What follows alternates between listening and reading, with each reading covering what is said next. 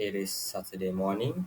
You and your family have already entered the car, and engine already started, raring to go to grab a lunch. And suddenly, you got a notification that said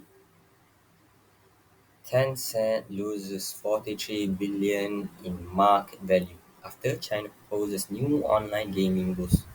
So, in order to understand the perspective of $43 billion is actually the combined value of McDonald's and Pizza Hut combined together, that is the size of loss that is faced by Tencent company.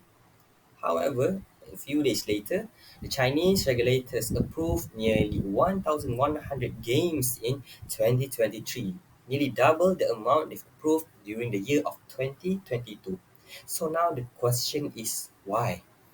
What is going on? What is China even doing this? Is it a good move or a bad move? What is their main objective? So, ladies and gentlemen, that is what we are talking about. We're talking about gaming in China, whether is it nurtured or stunted. My name is Lukman Kahairi, and today I would like to talk about gaming.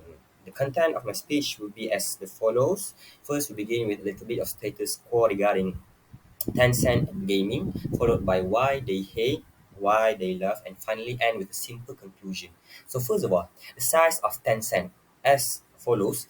Tencent generated revenue for 2023 and 2022 far surpassed the revenue generated by the number two and number three of the competitor, which is Sony and Apple. Even the combine of Sony and Apple still cannot beat the size of revenue generated by Tencent. They own Riot, they own Supercell, Clash of Clans, and they also own Fortnite, which is Epic Games. So this rise of esports dominance from China, the introduction of more light versions of mobile gaming, and further research and development for AR, VR, AI, and cloud gaming have shown that the future of gaming industry in China is really bright.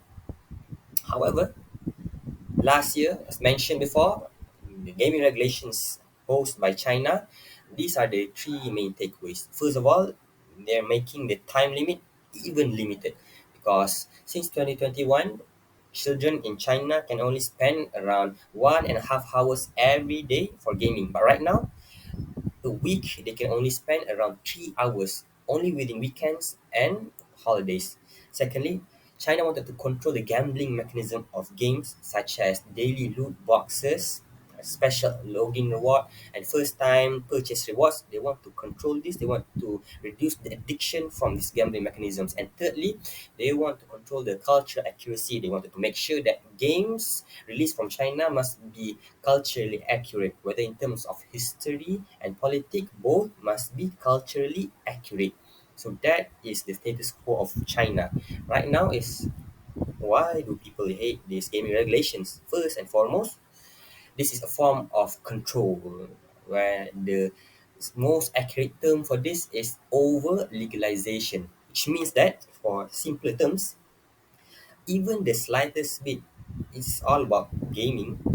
Just small kids playing games is controlled by a government law, by a legal government law. So that is what we call over legalization. So the Chinese people actually are pretty mad about this because even something as small as gaming shouldn't be governed by the government. This should be actually proactively considered by the parents and should be their obligation to look over it. That is the first point. Secondly, why they hate is because there are even bigger concerns regarding the economy, which is the real state of real estate in China. Because currently they're facing an economic bubble in terms of their real estate, and rather than wasting their time and resources allocating for dealing with gaming addiction, they should focus on what is going to burst right now, which is the real estate. So those are the main points, which is the control and the economic crisis. So next, followed by why do they actually they love these gaming regulations? First of all, because China wanted to flourish the gaming industry, they wanted to make sure that is even more variety. So they wanted to control the monopoly from Tencent and NetEase. So by doing this control, they wanted to make sure that more startups, which are smaller in size, more highly adaptable and highly flexible, can adapt to the situation and bring up more games to bring more competition to the market.